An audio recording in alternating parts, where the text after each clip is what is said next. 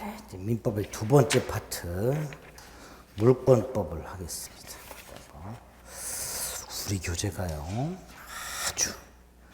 아주 단순하게 되어 있습니다. 물권법 총론 부분이. 자, 물권법 입문선. 입문선은 뭐 말 그대로 입문서니까요. 너무 교재 같은 거 이렇게 입문서에는 연연하지 마세요. 자, 물권법은 제가 첫날 말씀드렸습니다. 14문제가 나온다고. 그리고 양도 많고 내용도 굉장히 어렵기 때문에 여러분들이 만만하게 보셔서는 안 되는 파트입니다. 자, 물권법은 14문제, 크게 두 덩어리, 총론 부분과 강론 부분으로 나눠져 있고요.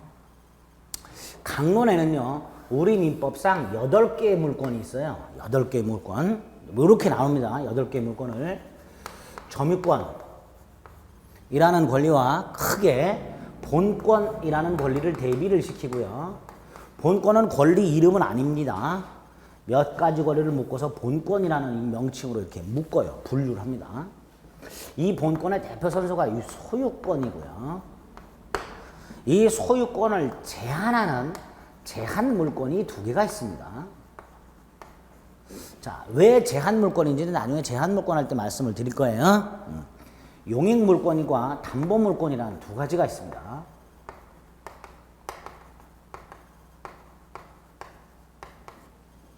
그리고 용익 물권에 3개가 있습니다. 지상권이라는 권리가 있고요. 지역권이 있고요. 전세권이 있습니다. 담보물권도 3개가 있습니다. 민법에. 유치권이 있고요. 질권이 있고요. 저당권이 있습니다. 이렇게 총 8개의 권리가 있는 거예요. 그러니까 점유권, 소유권, 지상권, 지역권, 전세권, 유치권, 질권, 저당권 이렇게. 그 중에서 요걸 뺀 요 질권, 요 놈을 뺀 나머지 7개가 우리 시험범위에 있습니다. 질권은 동산을 객체로 합니다. 동산. 근데 우리가 나중에 시험에 합격해서 해야 될 일은 부동산 거래를 중개해야 돼요. 그러니까 동산과는 아무 관계가 없는 직업입니다. 그래서 동산에 관한 권리인 질권은 알 필요가 없어서 질권은 시험범위에서 빠져 있고요. 부동산과 관련된 권리들 7개가 우리 시험범위에 있다라고 생각하시면 돼요. 그런데 이 질권이요, 가끔 지문에 등장할 때가 있어요. 그래서 그때로 대비해서 질권이 뭔지는 그냥 직관적으로 좀 알고 계시면 돼요. 질권이라는 것은 전당포 주인이 전당 목적물에 대해서 갖고 있는 권리라고 생각하시면 돼요. 카메라를 전당포에 갖다 맡기고 돈을 빌리죠. 그럼 전당포 주인은 돈을 빌려주면서 카메라를, 우리가 흔히 전당 잡는다 그러죠. 이렇게 전당포 주인이 카메라를 갖고 있다가 돈을 갚으면 카메라를 돌려주고, 돈을 안 갚으면 이 카메라를 팔아가지고 그 판 돈으로 자신의 채권을 회수를 합니다. 그럴 때 그 전당포 주인이 그 카메라에 대해서 갖고 있는 권리, 요거를 질권이라고 해요. 전당포 주인이 갖는 권리다, 이렇게 생각하시면 돼요. 나머지 이제 요걸 뺀 나머지가 우리 시험범위다 생각하시면 돼요. 이제 강론에서는 이런 개개의 권리의 뜻과 이런 개개의 권리가 어떻게 발생을 하고, 그 다음에 그 개개의 권리의 효력이 뭔고, 뭐 이런 것들을 해야 되는데 굉장히 복잡합니다. 효력 자체가 어렵고, 그거를 이제 하나하나 봐야 돼요. 여기에서 10문제 정도가 나오게 돼요. 10문제. 그 중에서 한 5문제 정도만 맞으시면 돼요. 내용이 어렵기 때문에. 가끔 미친 또라이가 들어가가지고요, 강론에서 막 13문제를 내는 경우가 있어요. 총론에서 한 문제 꼴랑 내고. 그런 문제가 굉장히 어렵습니다. 근데 그런 또라이가 들어가지 않기를 우리는 기도해야 돼요. 내년 시험에서. 보통 10문제 정도 나온다 생각하십니다. 반면에 총론은요, 총론은 지금 강론에 있는 이 물권들, 공통되네요. 공통. 물권의 공통적인 내용들이 총론에 들어있습니다. 점유권을 포함해서 저당권까지 이 물권이라는 권리에 공통적으로 적용될 수 있는 내용들, 이걸 뽑아서 물권법 총론에서 따로 설명을 하고 있습니다. 총론 부분에서는 이제 4문제 정도가 나온다고 그랬고요. 이 총론이 크게 두 덩어리로 이루어져 있습니다. 하나가 물권 일반론이라고 해서요. 말 그대로 물권의 가장 기초가 되는 부분. 물권의 뜻이 뭐고, 물권이 어떤 특징이 있고, 물권이라는 권리는 누가 가질 수 있으며, 물권의 주체, 무엇을 대상으로 하는가, 물권의 객체. 물권이라는 놈은 어떤 종류가 있고, 물권이 갖고 있는 공통적인 효력이 뭔가, 이런 내용들이 쭉 이 일반론에 들어있어요.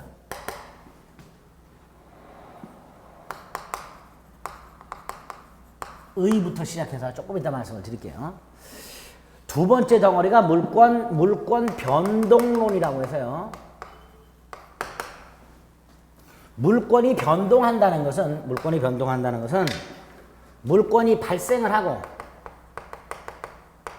변경을 하고 소멸하는 과정을 말해요. 물권이 발생 변경. 우리가 첫날 두 번째 날이군요. 두 번째 주에 권리 변동이라고 해서 권리의 발생 변경 소멸, 즉 권리의 취득 변경 소멸을 간단히 말씀을 드렸었어요. 이 중에서 권리의 취득을 받고요. 권리의 취득에는 뭐 원시취득과 승계취득이 있고, 승계취득에는 이전적 승계와 설정적 승계가 있고, 이전적 승계는 특정 승계와 포괄 승계가 있다. 이런 걸 봤어요. 그렇죠? 그리고 이걸 변동시키는 원인이 있었어요. 그 원인이 법률 요건이라고 해서 법률 행위와 법률 규정이 있다. 그랬어요. 그렇죠? 그거를 여기서 또 한 번 보게 됩니다. 그거를. 물권 변동론에서. 여기가 핵심이에요. 여기가. 물권 변동론. 총론에서는 물권 변동론 파트가 아주 중요합니다. 기본적인 이론과 대법원 판례가 굉장히 많습니다. 어쨌든 총론은 이렇게 두 덩어리가 있고요. 두 덩어리가. 그 중에서 물권적 일반론. 말 그대로 물권의 생 기초가 들어있는 부분이다 생각하시면 돼요. 물권의 의.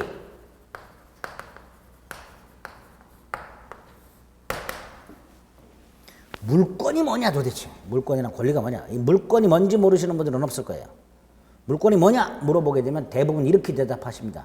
물건에 대한 권리. 그렇죠? 물권이라는 게 물건에 대한 권리죠. 그렇죠? 자, 그런데 이제 법적으로는 물권이 뭐냐 그랬어요. 물건에 대한 권리. 이게 맞는 말인데, 근데 그건 법적으로는 정확한 말은 아니고요. 법적으로는 물권을 이렇게 말합니다. 물건을 지배하여, 말이 어려워요. 일정한 이익을 얻는 권리. 이게 물권이에요. 물건을 지배하여 일정한 이익을 얻는 권리. 이렇게 얘기하는데요. 이 지배라는 게 구체적으로 물건을 사용하고 수익하고 처분하는 것을 말합니다. 그래서 결국 물권이란 물건을 사용, 수익, 처분함으로써 그 물건으로부터 일정한 이익을 얻는 이런 권리를 물권이라 한다. 이렇게 생각하시면 돼요. 이때 어떻게 지배하는가? 이게 중요합니다. 어떻게 지배하는가? 물건을 직접적 지배한다. 이렇게 말을 하고요. 배타적, 독점적으로 지배한다. 이런 말을 쓰고요. 절대적으로 지배한다. 이런 말을 씁니다. 직접적, 배타적, 독점적, 절대적 지배. 요게 물권의 특징이 돼요. 특징. 물권의 개념 속에 물권의 특징이 나옵니다. 자, 이때 물권의 특징이라는 것은 같은 재산권의 일종인 채권과 비교해라. 이런 채권과. 우리 민법상 재산권이 크게 두 개가 있다 그랬어요. 물권하고 채권. 똑같은 재산권인데 하나는 물권이고 하나는 채권이다. 뭐 다른 점이 있으니까 하나는 물권이고 하나는 채권이라고 이름을 붙여놨겠죠. 그 다른 점이 뭐냐? 그게 물권의 특징이고 채권의 특징이 됩니다. 자, 그럼 먼저 직접적이라는 말의 의미를 생각해 봅니다. 채권을 생각을 해볼게요. 갑이 을한테 100만 원을 빌려줬어요.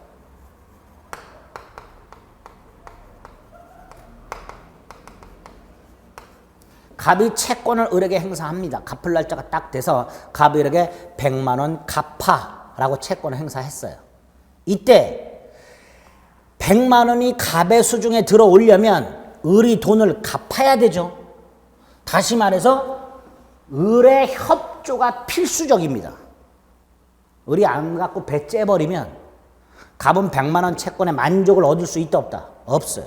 그러니까 채권이라는 권리는 채권을 행사만 해가지고는 만족을 얻을 수가 없고 필연적으로 채무자의 협조가 필요합니다. 필연적으로. 그렇죠? 이렇게 채무자의 협조가 필요한 권리가 채권이에요. 반면에 물권은 자, 책이 물건입니다. 이 책이라는 물건에 대해서 내가 돈을 주고 사가지고 소유권이라는 물건을 만약에 갖고 있다. 이때 물권은 물건을 사용수익 처분하는 거죠. 직접 사용수익 처분한다 그래요. 그 의미는 다른 사람의 협조나 동의가 필요 있다 없다? 없다. 내가 내 책을 보고 밑줄을 긋고 찢어버리고 불태우고 뭐 내다 버리고 할 때 사용수익 처분할 때 다른 사람의 협조가 필요가 없죠. 그걸 직접적으로 지배한다. 그거를. 타인의 협조가 필요 없다는 말을 직접적으로 지배한다 이렇게 말을 합니다. 반면에 아까 뭐 채권은 뭐라 그랬어요? 채무자의 협조가 필수적이라 그랬죠. 그러니까 직접적이라고 하지 않고 뭐라고 할까요? 간접적이다 이렇게 말을 하겠죠.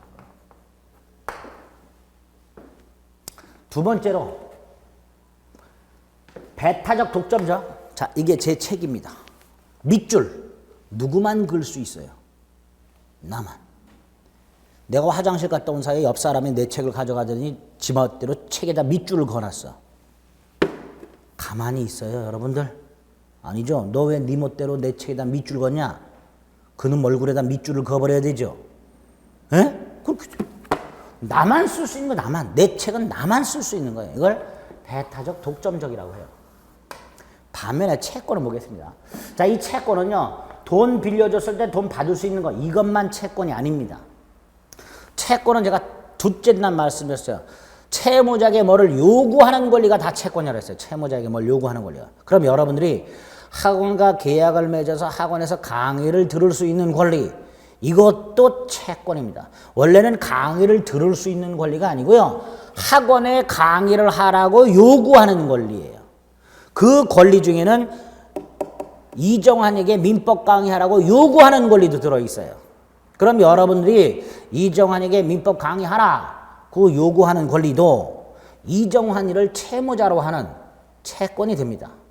이때 어느 한 분만 독점적으로 이정환에게 강의하라고 요구할 수 있나요? 아니면 학원과 계약을 맺은 누구든지 평등하게 이정환에게 강의하라고 요구할 수 있나요?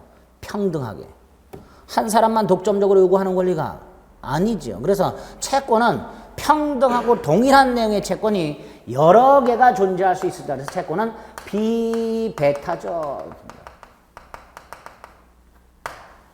비배타적. 세 번째로 절대적. 자, 채권을 다시 봅니다. 갑이 을에게 100만 원을 꿔줬어요. 이때 갑 100만 원을 갚아라! 라는 이 채권 누구한테만 행사할 수 있어요? 을에게만. 돈을 빌려간 을에게만. 을이 아닌 다른 사람에게 돈 갚아 그랬다가는 그 사람이 내가 왜 너한테 돈을 갚냐 그럴 거 아니에요. 그렇죠? 여러분들이 민법 강의를 요구하는 권리도 마찬가지입니다. 이정환이한테만 강의하라고 해야지 다른 학원 가고 강의하라 그러면 그 사람이 여러분은 뭐라 그럴까요? 뉘신지 그러겠죠. 그래서 채권이라는 것은 특정한 채무자에게만 주장이 가능한 권리예요. 채권은 채무자 이외의 제3자에게는 채권을 주장할 수 있다 없다? 없다. 반면에 물권 책에 대해서 내가 소유권을 갖고 있다. 이게 내 거다라는 사실. 나한테 책을 팔아먹은 사람한테만 내 거다라고 주장할 수 있어요? 옆 사람한테도 내 거다라고 주장할 수 있어요? 옆 사람한테도. 그러면 물권은 누구에게도 주장이 가능한 권리. 그걸 절대적이라고 해요. 누구에게도 주장이 가능한 권리. 반면에 채권은 누구한테만 주장할 수 있다? 채무자한테만. 그걸 상대적이라고 합니다. 이렇게 물권의 의 속에, 물권의 뜻 속에 물권의 특징이 들어있고 그 물권의 특징과 관련해서 채권이라는 같은 재산권과 비교를 하실 수 있어야 됩니다. 그 의미 아시겠죠? 이런 특징. 그래서 결국 물권은 물건을 직접적, 배타적, 독점적으로 사용수익 처분함으로써 그 물건으로부터 일정한 이익을 얻는 이런 권리를 물권이라 한다. 이렇게 최종적으로 마무리를 할 수가 있게 됩니다. 또 하나는요, 요 물건인데요, 요 물건은 세 가지를 충족시켜야 돼요. 물권의 객체가 되기 위한 물건은 현재 존재하는 물건이어야 되고요. 현재 존재하는 물건이어야 되고, 특정이 되어 있어야 되고요. 독립된 물건이어야만 합니다. 현존, 특정, 독립의 물건이어야 한다. 이렇게 보통 얘기합니다. 현존은 쉬워요. 당연히 현재 물건이 있어야 그 물건에 대한 권리가 있는 거예요. 존재하지도 않는 물건에 대한 권리라는 건 있을 수가 없습니다. 당연한 거예요. 자, 요거는 다른 사람의 물건과 내 물건이 구별 가능해야 된다 이런 뜻입니다. 갑과 을이 10,000원씩을 걷어가지고 피자를 한 판 시켰어요. 자, 피자는 보통 8조각으로 나눠져서 옵니다. 그럼 갑과 을은 각각 몇 조각을 먹으면 돼요? 4조각씩을 먹으면 돼요. 그렇죠? 그래서 피자가 딱 왔을 때 갑이 요쪽에 있는 4조각은 내 거, 요쪽에 있는 4조각은 네 거. 이렇게 딱 정해놓으면 갑은 요것만, 을은 요것만 먹으면 되죠. 그렇죠? 즉, 갑의 피자와 을의 피자를 구별할 수가 있어요. 그러면 갑은 그 구별된 것 중에서 4조각만을 자기가 독점적으로 먹으면 돼요. 피자 한 판 먹으면서 무지하게 거창하죠. 어쨌든 그렇게 먹으면 되는데 갑과 을이 10,000원씩을 모아가지고 피자를 딱 시켰는데 이게 나눠지지 않고 그냥 한 판이 그대로 왔어요. 그러니까 나누기 전에는 갑이 어디까지 독점적으로 먹을 수 있는지를 정할 수가 있다 없다? 없지요. 나눠야 되죠. 그 나누는 걸 특정이라고 해요. 내가 먹을 피자 부분과 네가 독점적으로 먹을 피자 부분을 구별하자. 이걸 특정이라고 해요. 그래서 특정이라는 것은 나의 물건과 타인 물건이 구별될 수 있어야 한다. 이걸 특정이라고 합니다. 그래야 그 특정된 물건에 독점적인 물권을 가질 수 있게 되는 거예요. 여기까지 됐죠? 독립. 건물을 빌려서 에어컨을 2개를 설치했는데 하나는 스탠드, 하나는 천장 매립. 이때 스탠드형 에어컨은요, 나중에 다른 곳으로 갈 때 떼어서 갈 수 있어요. 즉, 이 스탠드형 에어컨은 내가 빌린 공간과는 독립이 되어 있습니다. 그러니까 이 스탠드형 에어컨은 설령 내가 임대차 한 건물에 설치했다더라도 내 거지 임대인 소유가 아니에요. 반면에 매립형 에어컨은 건물의 일부가 되어버려요. 뭐가 된다고요? 건물의 일부. 따라서 내가 빌린 건물에, 임대차 한 건물에 매립형 에어컨을 설치했다더라도 이건 내게 아니에요. 건물 일부가 되어버렸으니까 건물 소유가 되어버려요. 그러니까 내가 이 매립형 에어컨에 대해서만 이게 내 거다라고 나의 물권을 주장할 수가 없어요. 다시 말해서 내가 어떤 물건에서 독점적으로 물권을 주장하려면 그 물건은 다른 사람의 물건의 일부가 아니어야 돼요. 그걸 독립이 되어 있어야 한다 이렇게 말해요. 특정은 다른 사람 물건과 구별이 가능해야 된다라는 걸 말하는 거고요. 독립이라는 건 다른 사람의 물건의 일부가 아니어야 한다라는 걸 의미합니다. 이렇게 물권의 객체인 물건은 현존, 특정, 독립되어 있어야 한다. 이렇게 말을 합니다. 이렇게 물권의 의의와 그 물권의 특징을 조금 까다로운 개념들이지만 이런 걸 의미하는구나 이렇게 머릿속에 넣으시면 됩니다. 됐죠?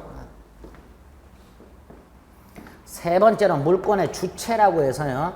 누가 물권을 가질 수 있는가의 문제인데 이건 간단해요. 이건 우리 시험 범위가 아니고요. 우리 민법상 권리 주체가 되려면 사람이어야 돼요. 인자를 써요. 인이 권리 주체입니다. 근데 이 인이 둘이 있습니다. 자연인이 있고요. 법인이 있습니다. 자연인은 쉬워요. 살아있는 사람을 말합니다. 그래서 사람은 태어난 때부터 죽을 때까지 권리 주체가 돼요. 이걸 자연인이라고 해요. 반면에 법인은 사람이 모여있는 단체나 재산에 대해서 법이 인격을 부여합니다. 그걸 법인이라고 하게 되고요. 사람이 모여있는 단체에 인격을 부여하면 사단법인. 어떤 재산에다가 인격을 부여하면 재단법인 이렇게 돼요. 그런데 우리나라에서 법인이 되려면요. 우리나라에서 법인이 되려면 반드시 법인 설립 등기라는 걸 해야 돼요. 우리나라에서 법인이 되려면 반드시 이 설립 등기라는 건 자연인으로 따지면 출생신고라고 생각하시면 돼요. 사람이 태어나서 출생신고를 하면 앞자리 6개, 뒷자리 7개의 주민등록번호를 부여받습니다. 그렇죠? 법인도 설립 등기를 하게 되면 앞자리 6개, 뒷자리 7개의 법인 등록번호를 부여받습니다. 이 법인 등록번호는 사업자 등록번호하고 다른 거예요. 사업자는 법인이든 아니든 사업을 하는 사람이 세금을 내기 위해서 부여받는 거 사업자 등록번호고요. 법인 등록번호는 등기소 가서 상업등기소 가서 법인 설립 등기했을 때 받는 번호입니다. 자연인하고 똑같이 13자리로 구성이 되어 있습니다. 그 의미는 살아있는 사람하고 권리에 있어서는 똑같이 취급하겠다 이런 뜻입니다. 어쨌든 우리나라에서 법인이 되기 위해서는 반드시 뭘 해야 된다? 설립 등기. 근데 이 개념은 나중에 소유권 공동 소유감은 총유라는 개념이 하나 나와요. 그 총유라는 개념에서 다시 한번 등장합니다. 그때 말씀을 드릴게요. 네 번째로 물건의 객체. 당연히 물건입니다. 물건. 근데 이 물건과에서 우리 민법의 조문이 98조부터 9900, 101조까지 되어 있어요. 조문이. 너무나도 고맙게도 우리 시험 범위가 아닙니다. 이때 물건이란 건 98조에서 본법에서 물건이라 하면 유체물, 전기, 기타 관리가 가능한 자연력을 말한다. 이렇게 해놨습니다. 몰라도 됩니다. 그냥 우리가 알고 있는 그냥 물건 그 생각하시면 돼요. 두 번째로 이 물건의 분류가 세 종류가 있습니다. 부동산, 동산, 주물, 종물, 원물, 과실. 이렇게 분류를 해놨어요. 민법이. 이것도 우리 시험 범위가 아니에요. 필요할 때 말씀을 드릴 건데 오늘은 부동산하고 동산만 구별합니다. 근데 이미 부동산 개론에서 했지요. 개론에서 부동산의 개념 했죠. 근데 개론에는 부동산의 개념이 무슨 경제학적 개념도 있고 법학적 개념도 있고 사회학적 개념도 있고 뭐 그렇죠. 민법은 그런 거 필요 없어요. 그냥 법학적 개념만 기억하면 됩니다. 자, 민법에서 부동산이란 98조에서 토지와 그 정착물을 말한다 이렇게 놨어요. 토지 및 그 토지에 정착되어 있는 물건이 부동산이다 이렇게 되어 있습니다. 반면에 동산은 부동산이 아닌 물건이 동산이다 이렇게 놨어요. 이게 법적인 개념의 부동산과 동산의 뜻입니다. 동산을 움직이는 물건 그러면 안 돼요. 법적으로는 부동산 이외의 물건 이게 동산이에요. 부동산은 토지 및 그 정착물 이렇게 됩니다. 자, 이때 정착물이요 둘로 나눠집니다. 건물과 건물 이외의 정착물로 나눠집니다. 건물과 건물 이외의 정착물. 이렇게 나누는 이유는 독특하게도 전 세계 몇 나라 없습니다. 딱 두 나라인가 제가 알기로는 있어요. 그 중에 우리나라가 하나 들어가요. 우리나라 세계에서 유일한 거 되게 좋아하죠. 세계에서 유일한 거 좋아하는 나라가 전 세계 두 나라가 있어요. 우리나라하고 중국하고. 굉장히 좋아해요, 이렇게. 근데 우리나라가 거의 세계에서 유일하게 건물을 토지와는 별개의 독립한 부동산으로, 별개의 부동산을 봐야 돼요.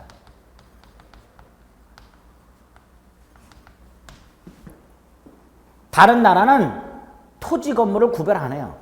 건물이 있는 땅과 없는 땅으로만 나눌 뿐 건물 자체를 토지의 일부로 취급을 해버립니다. 다른 나라는. 근데 우리나라는 토지와 건물을 별개의 부동산으로 취급하기 때문에 등기부도 따로따로 있죠. 토지 등기부와 건물 등기부 이렇게. 별도의 독립한 부동산이에요. 자, 그럼 우리나라에서는 토지와 건물이 별개의 부동산이니까 소유권도 토지 소유권 따로, 건물 소유권 따로 이렇게 돼요. 되겠죠? 그러다 보니까 토지 소유자와 건물 소유자가 다른 경우도 있을 수 있습니다. 우리나라에서는. 토지 소유자와 건물 소유자가 다른 경우도 있을 수 있습니다. 어쨌든 별개의 부동산으로 취급한다는 거 기억하셔야 되고요. 반면에 건물이 아닌 정착물들, 대표적인 거 수목 같은 것들. 수목이 뭐예요? 나무. 이거는 토지의 일부. 뭐의 일부라고요? 이건 토지의 일부. 이게 원칙입니다. 수목 같은 것들은 토지의 일부다. 그래서 물권의 객체인 물건과 관련해서 우리의 직접적인 시험 범위가 아니니까 딱 요 정도만 생각을 해두시면 돼요. 중요한 거는 이게 중요한 게 아니고요. 요런 원칙이 하나 나와요. 일물 일권주의라는 원칙이 하나 나와요. 아까 물권은 배타적 독점적 권리라고 그랬죠. 그렇죠?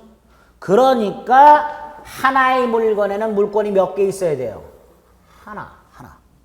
하나의 물건에는 물권이 하나가 있어야 돼. 이걸 일물 일권주의라고 합니다. 왜? 이것 때문에. 배타성, 독점성 때문에. 그렇죠? 자, 이때 두 가지를 조심하셔야 돼요. 하나가 하나의 물건을 정하는 표준이 뭐냐와 관련해서 토지하고 건물의 개수, 뭘로 판단할 것이냐예요. 토지하고 건물. 동사는 개수 판단 기준이 다 마련이 되어 있습니다. 배추 한 포기, 자동차 한 대, 책 한 권, 연필 한 자루 이렇게 다 대부분이 기준이 있는데 부동산은 그러면 뭘로 판단할 것이냐? 배추는 기준이 포기잖아요. 포기. 그러면 건물은 기준이 뭐냐? 건물 한 포기 이렇게 할 수는 없겠죠. 에? 그 기준이 뭐냐? 토지는 필 단위로 판단합니다. 필. 1필 토지가 하나의 토지 이렇게 됩니다. 건간정보 구축 및 관리에 관한 법률에서 측량해가지고 지적도를 작성하고 특정된 구획을 나누고 그 구획된 부분마다 독립한 지번을 부여하고 그 독립한 지번이 부여된 단위를 필이라고 합니다. 그 필지 단위로 판단합니다. 이걸 나누는 걸 분필이라고 하고요. 합치는 걸 합필이라고 합니다. 반면에 건물은 동단위로 판단합니다. 그래서 토지는 1필 토지가 한 개의 토지고 건물은 1동 건물이 한 개의 건물이다. 이렇게 생각하시면 되는데 이제 진짜 중요한 게 있어요. 일물 일권주의가 원칙인데 그 예외가 있어요. 예외. 일물 일권주의 예외. 요게 중요합니다. 그 예외 중에서도 일물 일권주의 예외가 몇 개가 있는데 그 중에서도 하나의 물건 일부에 별도의 물권 인정될 수 있는 경우가 있어요. 요게 중요해요. 원래 물건이 하나면 이 물건 전체 물권도 몇 개? 한 개여야 되는데 물건이 하나여서 거기에 하나의 물권인데 그 물건의 일부에 또 다른 물권이 있어. 그럼 결국 두 개의 물권이 있는 거죠. 그러니까 일물일권이 예외가 되는 거예요. 이렇게 하나의 물건 일부에 별도의 물권이 인정되는 예외. 요게 중요합니다. 요게 구체적으로 두 가지가 있습니다.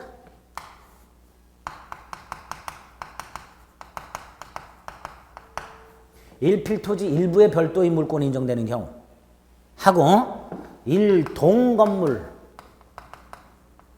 일부에 별도의 물권이 인정되는 경우 이렇게 일필토지 일부에 별도의 물권이 인정되는 경우와 일동 건물 일부에 별도의 물권이 인정되는 요 예외가 있을 수 있는데요. 요건 간단해요. 아파트를 생각해 봅니다. 한 동 아파트 일부의 소유권이 있어요. 각 호마다. 그렇죠? 한 동 아파트 각 호마다 소유권이 있습니다. 그걸 구분 소유권이라고 해요. 그리고 전세권을 설정할 수 있어요. 전세권. 5층짜리 건물을 소유하고 있는 갑이 그 5층 중에서 3층만 을에게 따로 전세권이라는 권리를 설정해 줄 수 있습니다. 이렇게 일동 건물 일부에 구분 소유권이라든가 전세권 따위가 가능합니다. 반면에 일필토지 일부 이거는 두 가지가 있습니다. 하나가 토지, 일필토지 자체 일부 갑소유의 일필지의 토지가 있는데 갑소유의 일필지의 토지가 있어요. 이게 일필지예요. 근데 이 일필지 토지에 요만큼만을 갑이 을에게 지상권 따위를 설정해 줄 수 있습니다. 등기도 할 수 있어요. 도면 첨부하면 돼요.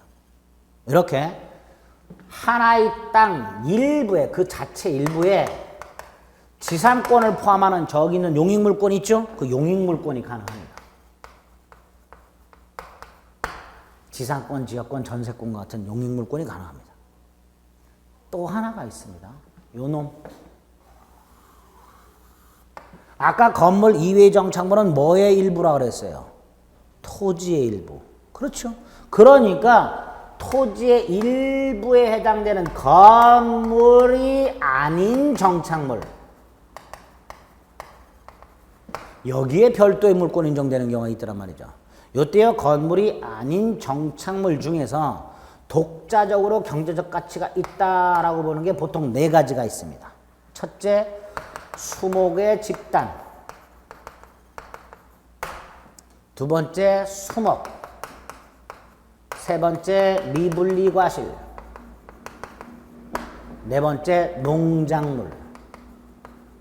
자, 사과나무 100그루, 수목의 집단. 잣나무 100그루, 역시 수목의 집단. 사과나무, 잣나무 1그루, 수목. 1그루. 그 나무에 달려있는 사과 또는 잣, 미분리 과실. 예? 어떤 분이 그럼, 아니, 사과도 정착물인가요? 네, 정착물이. 기억하세요. 그 다음에 땅에서 경작하고 있는 고추, 오이, 호박, 배추, 무, 이런 것들, 옥수수, 이런 것들. 이런 것들이 농작물이 되는 거예요. 이런 것들은 토지에 정착이 되어서 토지의 일부이지만 별도로 독자적인 경제적 가치가 있더란 말이죠. 값어치 많이 나가잖아요. 그렇죠? 그래서 이거에 대해서 따로 토지에 대한 소유권 이외에 여기에도 별도로 권리를 인정할 필요가 있더라. 여기에도. 그래서 요놈은 임목에 관한 법률이라는 게 따로 있어요. 임목에 관한 법률. 이 임목에 관한 법률에서 토지나 건물처럼 등기부를 만들 수 있어요. 보존 등기라는 게 가능해요. 보존 등기라는 것은 등기부를 처음 만들면서 그 등기에다가 소유자가 누구다라고 최초로 등기하는 경우 있죠. 그걸 보존 등기라고 해요. 등기부를 새롭게 창설하면서 이루어지는 최초의 소유권 등기를 보존 등기라고 하는데, 이 수목의 집단이 바로 임목법에서 보존 등기가 가능해요. 보존 등기가 가능한다는 등기부를 만들 수 있다, 이런 뜻이에요. 그래서 우리나라에 부동산 등기부가 3개가 있어요. 토지 등기부, 건물 등기부, 임목 등기부. 이렇게 등기부가 마련되어 있기 때문에 소유권이 가능하고요. 아파트를 담보로 돈을 빌리면서 저당권을 아파트에서 설정해 주듯이 요 임목을 담보로 돈을 빌리면서 그 임목에다가 저당권도 가능합니다. 등기부가 있기 때문에. 또 요 세놈은 명인방법이라는 게, 명인방법은 분명하게 인식하게 하는 방법. 뭐를? 건물 이외의 정착물에 대하여 토지 소유권과는 별도의 소유권이 어떠한 사람에게 있다라는 것을 분명하게 알리는 일체 방법을 명인방법이라고 합니다. 아이들, 중고등학생들 교복에 이름표가 붙어 있다. 그게 명인방법이라고 생각하면 돼요. 산을 올라가다 보면요, 나무 이만큼 둘레다 울타리를 치고요, 입구에다가 편말을 딱 박은 다음에 입산금지, 이 울타리 내 수목은 갑소유, 벌채하면 뒤지, 뭐 이렇게 써 있는 경우가 있어요. 그래서 이런 수목이 집단 따위에 대해서 내 거다라고 이름표를 붙여놓게 되면 이게 바로 명인방법이 되고요. 이런 걸 통해서 별도로 소유권을 인정받을 수 있어요. 명인방법을 통해서 별도로 소유권을 인정받을 수 있습니다. 마지막으로 농작물은요, 쉽게 생각하세요. 우리 대법원에 할 때 이건 무조건 경작자 소유입니다. 무조건 누구 거라고요? 경작자 소유. 갑소유 땅에 을이 무단으로 경작을 했다 하더라도 그 농작물은 누구 거다? 을 소유입니다. 을 소유입니다. 무조건 경작자 소유라고 생각하세요. 무단 경작했다 하더라도. 갑이 시골에 땅을 하나 갖고 있는데 방치해놨어요. 동네 분 중에 을이라는 분이 이 땅에다가 갑의 허락 없이 농작물을 경작하고 있어요. 그걸 발견한 갑이 농작물을 지가 수확하거나 땅을 갈아엎거나 했다간 큰일 납니다. 갑이 수확하면 절도가 되고요. 땅을 갈아엎으면 재물 손괴죄가 됩니다. 이 농작물은 누구 소유? 경작자 소유입니다. 갑은 을에 대해서 왜 네 멋대로 남의 허락 없이 땅을 사용했냐? 땅 사용료를 내놔라. 뭐 이 정도는 청구할 수가 있어요. 그러나 그거와는 별개로 농작물은 누구 소유다? 경작자 소유. 그러다 보니까 농작물에 대해서 별도로 뭐가 인정되는 거예요? 소유권이에요. 소유권. 이렇게 이게 물권의 객체와 관련해서 일물일권주의 내용, 그 중에서도 특히 일물일권주의 예외가 되는 내용들을 기본적인 뼈대를 이렇게 딱 잡아 두셔야 됩니다. 됐죠? 이 물권의 객체. 5번째.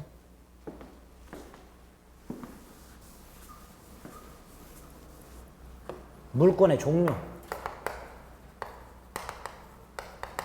간단하죠? 민법에 몇 종류가 있어요? 8개. 관습법적으로 인정되는 게 한 4개 정도 더 있어요. 그래서 토탈 한 12개 정도 있다 생각하시면 돼요. 자, 물권이 이렇게 개수가 12개밖에 안 되는 이유가 있어요. 12개밖에? 너무 많은데? 아우, 채권은요, 셀 수 없을 만큼 많아요. 채권은. 채권은 어떤 종류가 있냐? 세다 지쳐요, 세다가. 너무 많아요. 근데 물권은 셀 수 있어요. 12개. 개수가 많은 게 아니에요, 물권은. 그 이유가 민법 185조 때문에 그렇습니다. 민법 185조가 물권법 시작조문이에요. 물권이라는, 민법의 물권이라는 파트가 185조부터 시작돼요. 184조까지가 민법 총칙에 관한 규정이에요. 이 185조가 어떻게 시작되는가? 물권, 법에서 정한 것만 인정하겠다. 당사자들 물권 함부로 만들어내지 마라. 새로운 종류 만들어내지 마라. 법이 인정하고 있는 내용 말고 다른 내용 니들이 함부로 부여하지 마라. 이건 물권 법정주의라고 합니다. 물권은 법률 또는 관습법 이외에는 함부로 임의로 만들어내지 말아라 이렇게 되어 있습니다. 법률 또는 관습법에 의하는 외에는 임의로 창설하지 못한다 이렇게 되어 있습니다. 물권은 법정주의고요. 이 물권 법정주의 꼭 지켜야 되는 강행 규정입니다. 개념은 쉽지요. 물권은 법에서 정한 것만 인정하겠다. 이때 요 법이 2개가 있습니다. 말 그대로 법률이 있고요. 관습법이 있는데요. 관습법은 우리 시험범위에서 안 나오니까 관습법이 뭔지 이런 거 안 물어보니까 그냥 관행이 오랜 기간 동안 반복이 되어 오던 관행이 법으로 굳어진 거다라고 생각하시면 돼요. 이걸 관습법이라고 해요. 나중에 분묘기지권 할 때 설명을 조금 드릴 거예요. 반면에 이 법률은요, 국회에서 만든 것만을 말합니다. 우리나라의 법률 중에는 국회가 만드는 법이 탑이긴 하지만 꼭 국회만 법을 만들 수 있는 건 아닙니다. 우리가 알고 있는 시행령이라는 거 있죠. 대통령이 만드는 거예요. 시행령의 다른 말이 대통령령입니다. 시행규칙이란 게 있죠. 각부 장관이 만들어요. 그래서 시행규칙의 다른 말이 부령입니다. 부령. 지방자치단체 의회도 만들 수 있어요. 이걸 조례라고 합니다. 이렇게 국회 이외의 기관이 만드는 법들도 있는데 185조에서 말하는 법률이란 국회 재정법만을 말합니다. 그러니까 시행령이나 시행규칙이나 조례 따위를 통해서 물권을 만들어낼 수는 없습니다. 두 번째로 함부로 만들어내지 말라의 뜻이 뭐냐? 새로운 종류를 만들어내면 안 돼요. 이걸 종류강제라고 해요. 새로운 종류를 만들어내면 안 돼요. 그걸 종류강제라고 합니다. 또 민법이 인정하는 권리라 하더라도요. 예를 들어서요. 지상권은 토지를 사용 수익하는 권리예요. 지상권은 땅지자가 들어있죠. 그래 안 그래요? 그러니까 지상권은 타인 토지를 사용하는 권리예요. 그런데 당사자들이 건물에다 지상권을 설정해. 이런 거 안 된다는 거예요. 지상권은 뭐를 대상으로 한다? 땅을. 그러니까 법에서 인정하는 지상권이라 하더라도 이 지상권은 토지를 내용으로 하는 권리인데 거기다 건물 추가 이런 거 안 된다는 거예요. 인정되는 권리라 하더라도 그 내용을 바꿔서는 안 된다. 이걸 내용강제라고 합니다.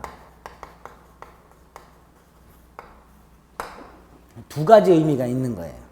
물권 법정주의라는 건 새로운 종류의 물건을 만들어내서는 안 되고 기존에 있는 물건이라 하더라도 내용을 다른 걸로 부여해서는 안 된다 이런 뜻입니다. 강행규정이라 그랬습니다. 당연히 위반을 하면 뭐가 돼요?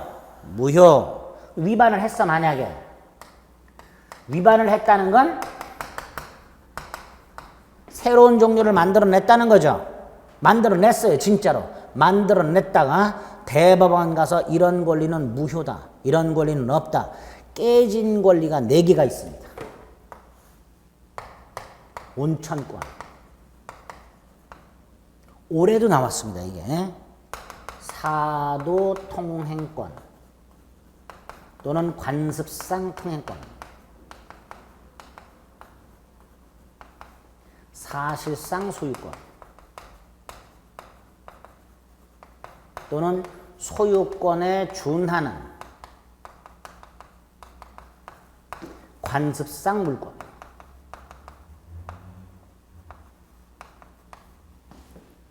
공원이용권.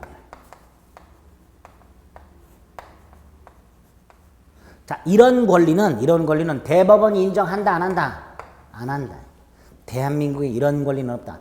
자, 온천권이라고 이름 붙인 건 뭐냐면요. 온천수에 대한 독점적 권리를 인정할 수 있느냐요? 아니에요. 온천수는요, 지하수의 일종이어서 내 땅에서 퍼올린 온천수는 내 거고, 네 땅에서 퍼올린 온천수는 네 거예요. 내가 설령 먼저 온천수를 발견했다 하더라도 이 온천수는 지하에서 연결이 되어 있을 거 아니에요. 그래서 온천수라는 물건에 대한 독점적인 권리는 인정해주지 않습니다. 에? 사도통행권. 사도라는 것은요, 개인 소유 땅인데 지목이 도로로 되어 있는 땅을 말합니다. 그리고 여기에 도로가 개설이 되면 인접지 주민들이 통행을 하죠. 근데 그 인접지 주민들이 통행하는 건 권리가 아니에요. 개인 소유 땅이 지목이 도로로 되어 있고 관할관청에 의해서 도로가 개설됨으로써 인접지 주민들이 통행할 수 있는 이익을 누리고 있을 뿐 권리로 인정해 주진 않아요. 그래서 만약에 관할관청에서 도로를 개설한 게 아니라 내 땅인데 지목이 도로로 되어 있는데 도로가 개설이 안 돼 있는데 동네 주민들이 오랜 동안 통행하고 도로가 이렇게 나버렸어요. 그걸 발견한 내가 측량을 했고 펜스를 딱 쳐버리면 동네 주민들은 못 다녀요. 권리가 없어요. 그래서 가끔 텔레비 같은데 무슨 고발 프로그램에 보면 어느 날 느닷없이 주민들이 오랫동안 이용했던 땅을 소유자가 나타나서 측량을 한 다음에 담벼락을 딱 쳐갖고 못 다니게 하는 경우 보신 적 있죠? 못 다녀요. 그런 권리가 없어요. 주민들한테는. 무슨 말인지 아시겠죠? 그걸 권리로 인정해 주진 않아요. 법원이. 이런 거 없어요. 아파트를 사가지고 돈을 다 줬고요. 열세를 넘겨받아가지고 현재 살고는 있지만 등기를 안 했어. 그럼 이 사람은 소유권 없어요. 법적으로 소유권뿐만 아니라 사실상 소유권이라는 것도 인정을 안 해줘요. 세법에는 세금 관련해서 사실상 소유자라는 개념은 있어요. 그러나 사실상 소유권이라는 개념은 없습니다. 우리는 인정 안 해줍니다. 우리 대법원이. 공원이 설치된 지역의 주민들이 다른 지역의 주민들이 하도 오니까 자기들이 공원을 이용을 못하니까 대법원 가지고 이 공원이 설치된 지역 주민인 우리들만 독점적으로 공원을 이용할 권리를 달라. 독점적 권리, 물권이죠. 법원이 인정할 리가 없습니다. 그래서 이런 4가지 권리는 우리 법원이 이런 권리는 인정할 수 없다. 4가지. 온사사공 이렇게 돼요. 온사사공. 올해 막 외웠어요 이거. 외우세요. 나왔어 올해. 이제 안 외워도 돼요. 근데 어쨌든 이런 권리는 인정되지 않는다. 뭐와 관련해서? 물권 법정주의와 관련해서. 이렇게 딱 머릿속에 넣으시면 돼요.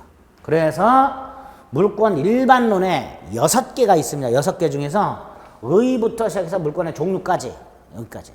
여기에서 가끔 한 문제가 나오는데 올해 나왔어요. 올해 나왔기 때문에 내년에는 신경 안 쓰셔도 돼요. 고맙지요? 네. 이런 게 있다. 이렇게 기억하시면 돼요. 매년 안 나와요. 어쩌다 한 번 나오는데 올해 나왔으니까 아 이런 게 있나 보다. 이렇게 기억하시면 돼요. 정작 물권 일반론에서 제일 중요한 게 물권의 공통의 효력입니다. 이게 조금 중요하고 요거는 잠시 쉬었다가 그 개념을 좀 잡겠습니다.